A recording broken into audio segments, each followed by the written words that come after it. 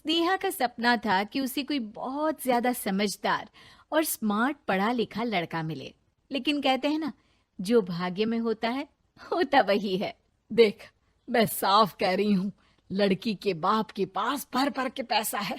अरे एक बार लड़की ने तुझे पसंद कर लिया तो समझ के पैसे की तो नदियां भर जाएंगी, लेकिन फिर भी तेरी प्यास नहीं बुझेगी बेटा। अरे माँ, फ्रिज में मैंने 2 बोतल पानी की रखी है, और कैसे प्यास बुझेगी?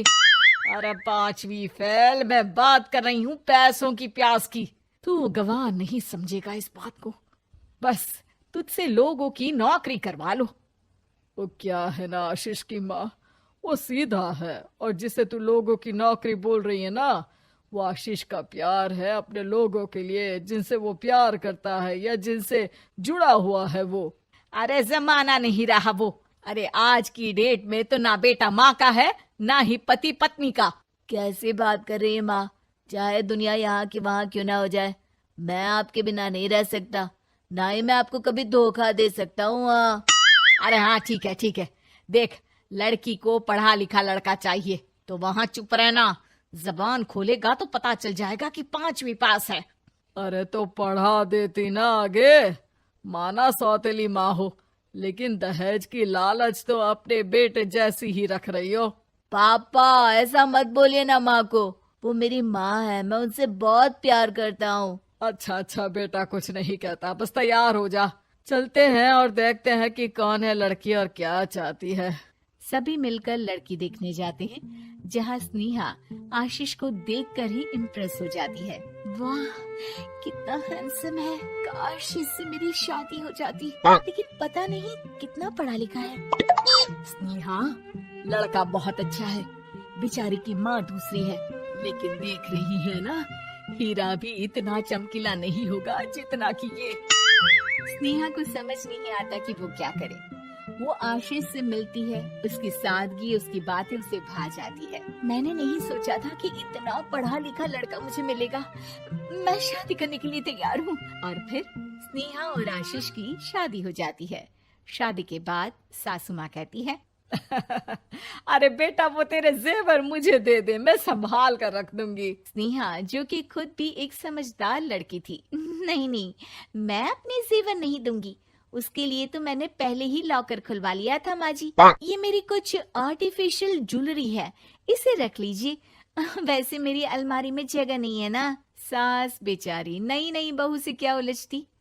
सुनिए जी, मैंने आपके लिए खाना और नाश्ता बना दिया है। ऑफिस कब जाना है? कौन से ऑफिस में? मैं तो घर का सारा काम करता हूँ। हाँ, क्या बात कर रहे हैं? इतना पढ़ लिख कर आप घर का काम क्यों करते हैं? कितना पढ़ लिख कर? मैंने तो सिर्फ 5वीं तक पढ़ाई की है। तभी वहाँ सास आ जाती है। अरे 5वीं तक भी पढ़ लिया तो समझो मेरी कृपा से, वरना तो जो इसके लक्षण थे ना, क्या बताना। अच्छा आशीष, जरा बाहर जा और भाग कर टूथपेस्ट लेकर आ। सुबह से मंजन नहीं किया। और हाँ, फिर जाकर दुकान की सफाई कर देना। तेरा छोटा भाई दुकान पर जाने को तैयार हो रहा है। स्नेहा ये सब सुनकर हैरान रह जाती है। वो सोचती है कि आखिर उससे क्या गलती हो गई जो उसके साथ ऐसा हुआ। आशीष स्नेहा के पास जाता है। सुनो, तुमको तो मैंने पहली मुलाकात में ही बताया था कि। स्नेहा आशीष की बात ही नहीं सुनना चाहती है। वो जोर से चिल्लाती है, चुप रहो बिल्कुल, गंवार कहीं के।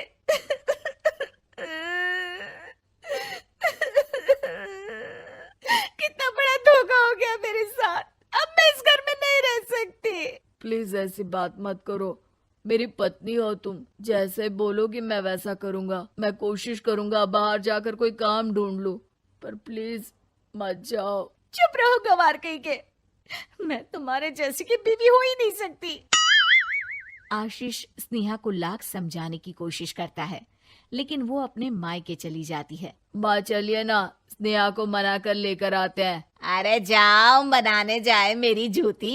इतना घमंड, जैसे कलेक्टर हो कहीं की महारानी। अरे मैं तो तुझे कहूंगी कि तू भी भूल जा, हमने नहीं भगाया, खुद ही तो गई है। माँ वो बीवी है मेरी, मैं प्यार करता हूँ उससे, मैं जा रहा हूँ उसे लेने। वहीं स्नेहा के घर पर, माँ वो तो कुछ काम ही नहीं करता, घर का नौकर है, 5वीं पास। मैं नहीं रह सकती ऐसे आदमी के साथ माँ। बेटा वो लड़का बहुत अच्छा है, उसकी तारीफ मैंने हर किसी से सुनी है। तेरा पति है, अब तक एक गलत माँ के साथ रह रहा था, तू संवारेगी तो संवर जाएगा। तभी वहाँ आशीष आ जाता है। मुझे माफ कर दो स्नेहा, पर प्लीज मुझे छोड़कर मत जाओ। मेरी माँ के जाने के बाद मुझे तुम्ही से सारी उम्मीद है। तुम जैसा कहोगी मैं करूँगा, पर प्लीज मेरे साथ रहो। सबके समझाने बुझाने के बाद स्नेहा आशीष के साथ घर आ जाती है।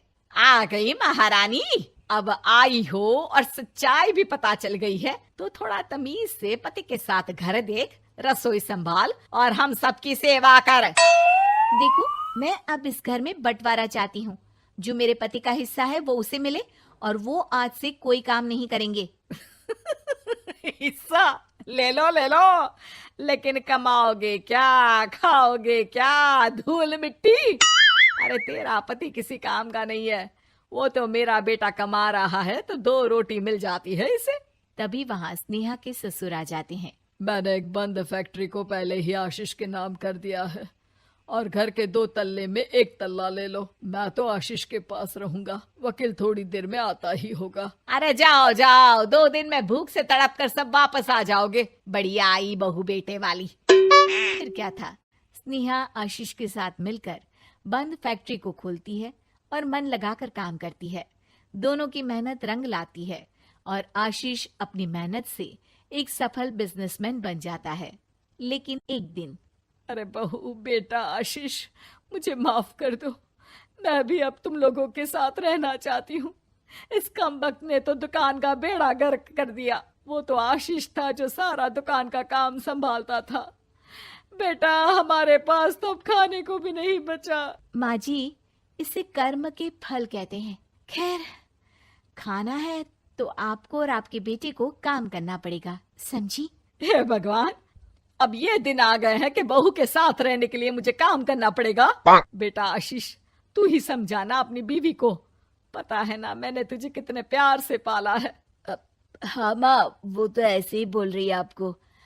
अरे घर में कामकाज के लिए बहुत सारे नौकर चाकर है, आप आराम से रहिए माँ। स्नेहा आशीष का अच्छा और सरल सच्चा व्यवहार देखकर मन ही मन सोचती है, मेरा पति गवार ही सही, लेकिन दुनिया का सबसे अच्छा